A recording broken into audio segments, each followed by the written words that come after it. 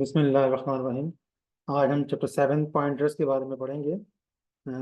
देखें, पॉइंटर्स के बारे में पढ़ने से पहले मैं आपको बताना चाहूँगा कि आपने इससे पहले चैप्टर नंबर 3 के अंदर वेरिएबल के बारे में आपने क्या पढ़ा था।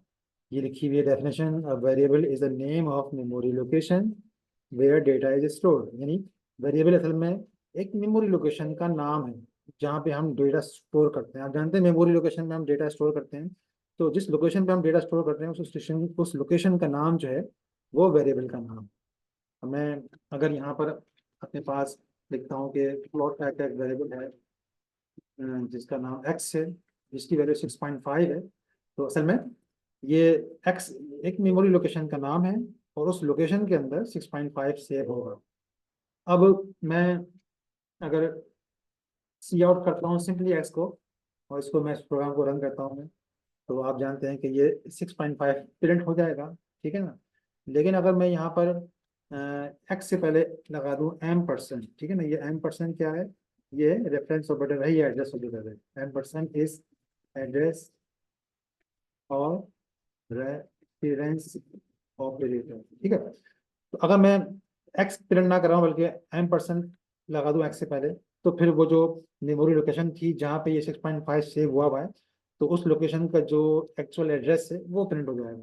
तो मैं इस प्रोग्राम को चलाता हूँ, तो देखें ये 0x22FE4C ये एक एड्रेस है उस लोकेशन का जिस लोकेशन में ये 6.5 मेमोरी में सेव हुआ होगा। अब ये जो एड्रेस है ये हेक्साडेसिमल नोटेशन में लिखा हुआ है, ठीक है ना। ये जो चीज़ भी C++ में 0x से स्टार्ट होती है इसका मतलब ये है कि वो हेक्साडेसिमल में है, डेसिमल में नहीं है। तो अगर आप मैं इसको कॉपी करता हूँ कैलकुलेटर के अंदर ताकि आपको मैं कन्वर्ट करके दिखाऊँ। ये मैंने कंट्रोल की से मैंने कॉपी कर लिया है। अब मैं कैलकुलेटर की ऐप ओपन करता हूँ। ये कैलकुलेटर को हमने व्यू किया हुआ है प्रोग्रामर बोर्ड के अंदर, ठीक है ना। और इसको हम हैक्स में यहाँ पे हम टाइप करते हैं, जो यहाँ से मैंने कॉपी किया है 22FE4C, ठीक है ना। तो हेक्साडेसिमल डेसिमल नंबर तो ये 22FE4C हो गया। इसको मैंने डेसिमल में कन्वर्ट कर दिया तो ये बन गया है 22933324। ये मैंने यहाँ पे कॉपी कर लिया है। हेक्साडेसिमल तो ये हो गया और इसका डेसिमल जो है वो ये हो गया, ठीक है ना। अब ये जो है 2293324 ये डेसिमल में एड्रेस है और ये वही एड्रेस हेक्साडेसिमल के अंदर है। अब देख लें ये मेमोरी लोकेशन मैंने बनाई हुई है, मेमोरी लोकेशन है और ये मेमोरी लोकेशन के एड्रेस है। इस लोकेशन का एड्रेस ये है, इस लोकेशन का एड्रेस ये है, इसी तरह इस थर्ड लोकेशन का एड्रेस ये है और फोर्थ लोकेशन का एड्रेस ये है। अब ये जो एड्रेस है 2293334 ये एड्रेस यहाँ लिखा हुआ है, तो इसका मतलब इस लोकेशन का एड्रेस ये है। तो मतलब इसका मतलब क्या हो गया कि ये जो 6.5 जो हमने सेव किया हुआ एक्स की वैल्यू, जो एक्स की वैल्यू 6.5 है, तो वो जिस जगह सेव हुई हुई है वो लोकेशन ये लोकेशन है, ठीक है। अब आप जानते हैं, आप लोगों ने पढ़ा है कि जो फ्लोट टाइप के वेरिएबल होते हैं वो मेमोरी के अंदर टोटल 4 बाइट्स ऑक्युपाई करते हैं, ठीक है ना। ये हम देख लेते हैं। फ्लोट टाइप के वेरिएबल जो है वो number of bytes 4 byte occupy करते हैं। तो वही मैंने यहाँ पे शो करने की कोशिश की है कि ये जो लोकेशन है इसका एड्रेस ये है 2293324, ये location plus this location plus this location plus this location, ये 4 की 4 लोकेशन जो है ये एक्स को रिप्रेजेंट कर रही हैं। मतलब जो हमने लिखा हुआ है प्रोग्राम के अंदर कि एक्स इज इक्वल टू 6.5, तो जो 6.5 जो 4 बाइट में सेव हुए होंगे वो 4 बाइट कौन सी हैं, वो 4 बाइट ये हैं, वो 4 बाइट ये हैं, जिसमें से पहली बाइट का एड्रेस ये है, दूसरी का ये, तीसरी का ये और चौथी का ये। तो इन चारों बाइट को जो है कि अंदर 6.5 सेव हो रहा है और इसके लिए जो हमने वेरिएबल का नाम इस्तेमाल किया है वो एक्स है, लेकिन उसका जो एक्चुअल एड्रेस है वो 2293324 है, जो कि मैंने आपको दिखा दिया है, ठीक है। अब मैं इस प्रोग्राम के अंदर एक और वेरिएबल इस्तेमाल करता हूँ और मैं जानबूझ के शॉर्ट इंटीजर रखता हूँ ए। एक शॉर्ट इंटीजर है जिसकी वैल्यू मैं रख देता हूँ 10, ठीक है।